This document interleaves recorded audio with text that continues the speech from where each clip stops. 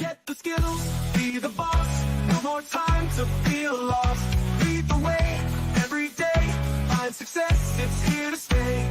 Rise and shine, it's your time. Skill up, raise the climb. Navigate, innovate. It's your fate, don't be late. Get the skills, be the boss. No more time to feel lost.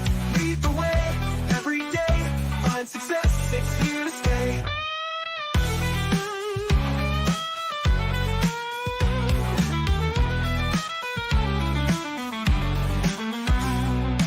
If you're a new manager or hoping to be a new manager, join us in our exploration into what managers need to know. This program will set you up for success by building your knowledge and confidence in the skills you need to be effective. Hello, and welcome to What Managers Need to Know. This is Deborah Laurel, and we are looking at coaching in this series. A little bit about the series itself. We'll get to it immediately here. The idea is to help managers, particularly new managers, get the information and skills that they need so that they can be effective. And we looked at delegation in our first 5 session series. We're now looking at coaching. And after coaching, we will be looking at motivation. But this is our 3rd session regarding coaching. A little bit about me. I taught for the Executive Management Institute and the Small Business Development Center at the University of Wisconsin-Madison School of Business for 30 years. And I've been a workplace learning and performance improvement consultant with my own business for over 50 years.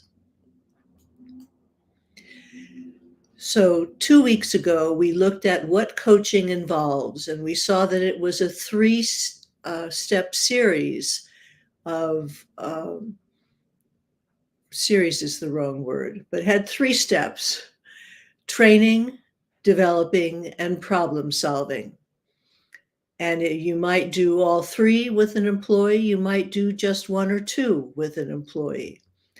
We looked at why coach last week, and that it has benefits not only for you, because it helps you ensure that your employees are performing the way you need them to perform, and you're setting them up for success.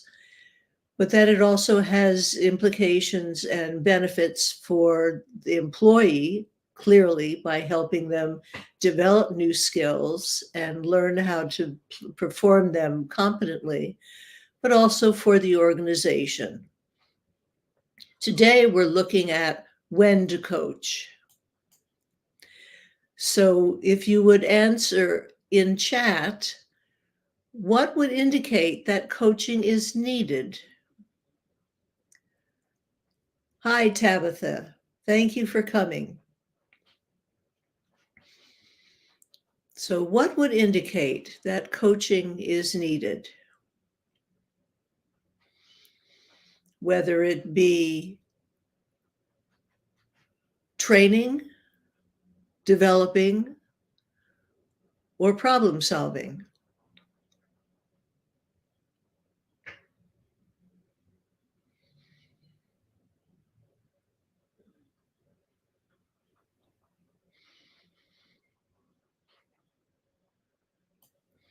Well, let's look at some of the reasons.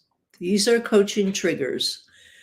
There's a delegation opportunity. Oh, Tabitha says, when things are within consistency, I see the need for coaching.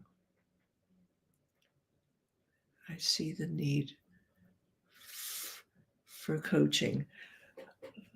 I think maybe you mean are not consistent. I've seen the need for coaching to make sure that things are consistent without consistency. Okay. Yes, that's what I thought you meant. Yes, definitely true. So there's a delegation opportunity. And when we delegate, we are giving new responsibilities to an employee. And they may need some training in that, or they may need some guidance in that. An employee makes a developmental request. This would also be a time for training and developing. The manager sees developmental potential in an employee. We want to help our employees be the best that they can be and to keep them engaged and feeling that they're on the right track toward promotional opportunities. So seeing developmental potential in an employee can certainly be a good time to start coaching. Now, if there are performance issues that need to be addressed, we need to coach for performance. And that would begin with problem solving, and it might end up needing training or developing. A new customer need presents itself. A reorganization creates new programs or tasks. Systems require continuous improvement, so this is an important time to be coaching your employees, to help them understand what they need to do, to support them, to help them when they make mistakes so that they learn from those mistakes. When communication must be improved or new technology is introduced or anticipated, although I want to caution you that you don't want to train about new technology a year before that new technology is operative in your organization, because people won't remember it. The training needs to happen almost immediately before implementation of that technology. Productivity must be improved. So this is possibly a training or developing opportunity, or it could be problem solving. Behavioral issues need to be addressed. New legislation or rules have gone into effect. All of these situations, which occur daily, if not weekly, offer opportunities for coaching. So these are the opportunities. Let's identify when coaching is actually appropriate to use. And one thing that we've been stressing along in the last 2 sessions, and we'll stress again today, is that you need a cooperative relationship between the manager and the employee. If there is no cooperative relationship, if the employee is unwilling to be coached, coaching cannot occur, because it's a mutual, supportive, collaborative action. This is not a situation where the manager says, do this, and that's coaching. This is a real facilitative coaching approach. So there is a decision tree to decide if coaching is appropriate. First of all, does the employee know how to do the task? If we have delegated something, if it's a new developmental opportunity, if there are changes in technology, does the employee know what to do? If not, then training is appropriate. Does the employee need guidance and practice? After training, we need to develop those skills. People need support and encouragement and some monitoring to help them, catch them when they're doing things well and help them when things aren't going well. Does the employee know how to do the task, can do it, and still isn't doing it? This is a problem-solving situation, because it doesn't make sense since the employee knows how to do it and can do it and suddenly isn't doing it. Is the employee choosing not to do the task, even though the employee can do it, and there are no system barriers that stand in the way of performing the task? Let me be clear about what we mean when we say system barriers. The system is the organization, the policies and procedures. This is saying If the employee has all the training and resources and information necessary, if there are no rules or regulations that keep the employee from performing, if management supports that the employee do this work, then we need to look at why the employee is choosing not to do the task. And finally, is the employee choosing not to do the task and choosing not to cooperate with coaching? Since coaching is a collaborative, cooperative experience, if they're choosing not to, then progressive discipline is going to be in order. So let's look at what that conversation might sound like. We are treating employees as adults, which is what they are. As managers, we're not babysitters. And so our responsibility is to treat that employee with respect. If that employee chooses not to accept coaching, then that's a choice, and choices have consequences. And so in the conversation that we would have with that employee, we would note that. I appreciate that you are not interested in being coached. Please recognize that that's a choice you're making. And by making that choice, there are other consequences that will occur. Are they acceptable to you? Because those consequences may involve progressive discipline. Now, if the employee doesn't change their mind, then progressive discipline is going to be in order. Any questions so far about what we've been talking about?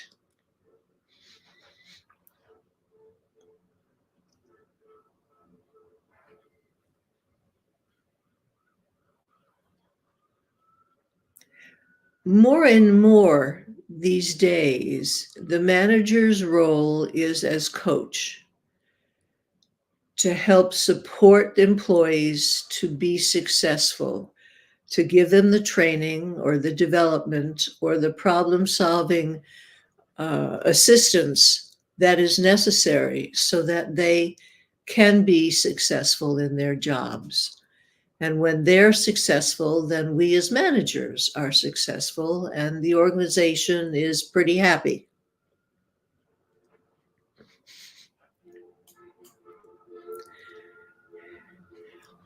So, any discussion or questions on this?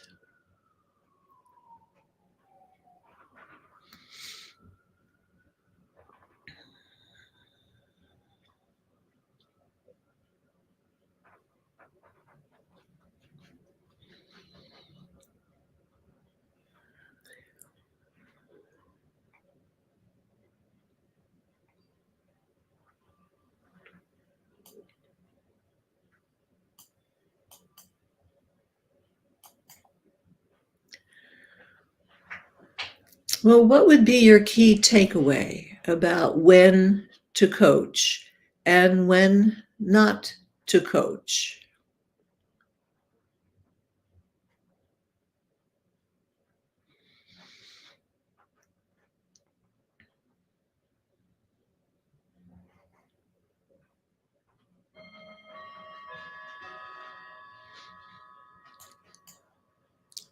All right.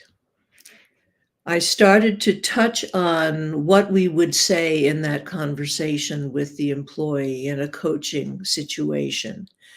What we will be looking at next week is the do coach model, which identifies how we prepare for the coaching and what we would say in the coaching.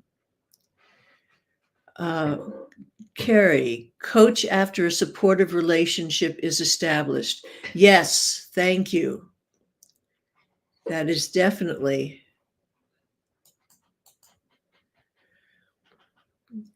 necessary, and that's the crux of this conversation. So thank you, Carrie.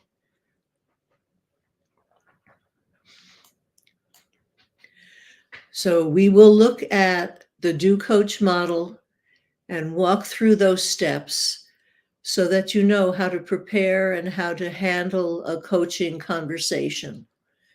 Because we want to make sure when we sit down and have that conversation that both we and the employee know exactly what's going to happen and why. I have a question here. Can you coach before the relationship has been created? Well, you can if the employee is open to it. If you explain why you want to coach and what that will involve, and are they willing to be coached? Because in that development of that coaching relationship, the other relationship can build.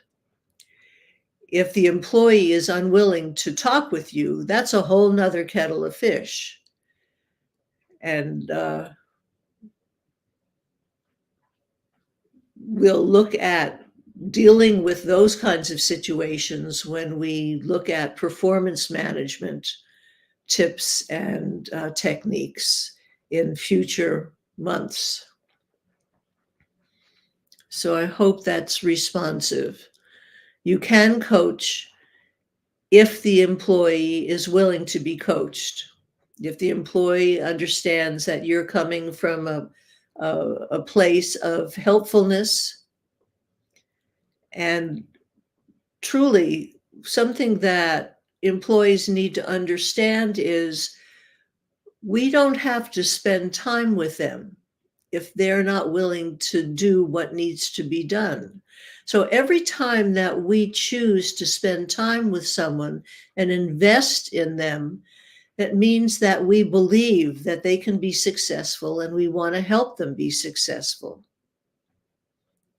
Because we don't spend time with people we don't care about. And coaching involves time. It doesn't have to be an ongoing, everyday 8 hours of coaching at all. I don't want to give that impression. We'll see that coaching can be one conversation and then follow-up conversations. So we'll look at the Do Coach model next week. Let me get to my thing here. So I want to thank you for sharing your time with me. Oh, there's another question. Can it start as a mentoring relationship and convert to formal coaching? How are we distinguishing mentoring from coaching?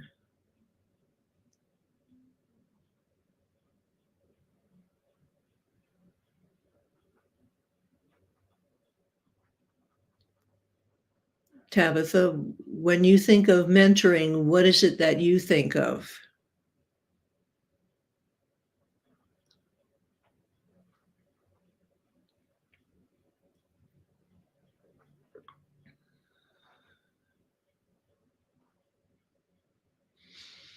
When I think of mentoring, let's see here, when it just starts with simple encouragement, that is mentoring. Okay, yes, definitely. Simple encouragement can easily move into formal coaching.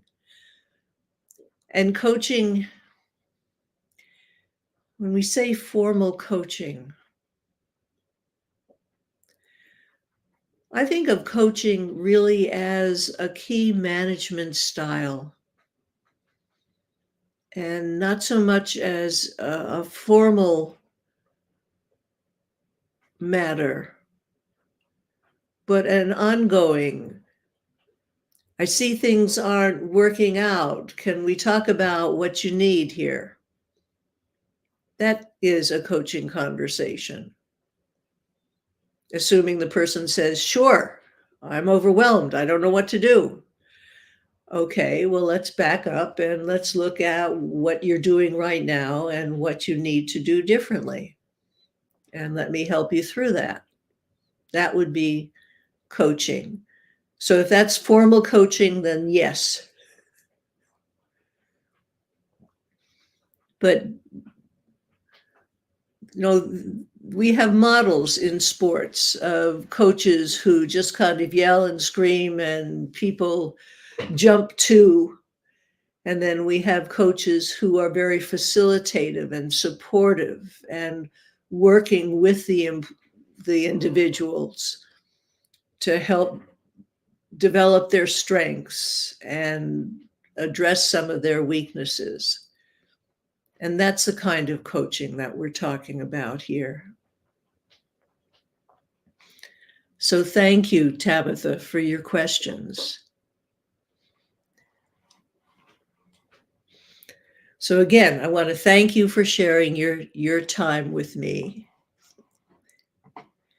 and hope to see you next week when we look at the Do Coach model, which is really the nitty-gritty of how you coach.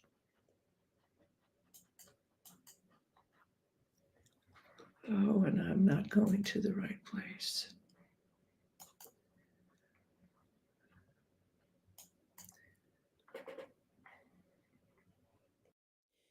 Thank you so much for coming and participating in our discussion of what managers need to know. You can find the videos of this and previous sessions on my YouTube channel or under events on my LinkedIn profile. I'll look forward to seeing you again next week. Get the skills, be the boss, no more time to feel lost. Lead the way, every day, find success, it's here to stay. Get the skills, be the boss, no more time to feel lost. Lead the way, every day, find success, it's here to stay. It's here to stay. Oh, it's here to stay. It's here to stay. Yeah. Get the skills, be the boss, no more time to feel lost.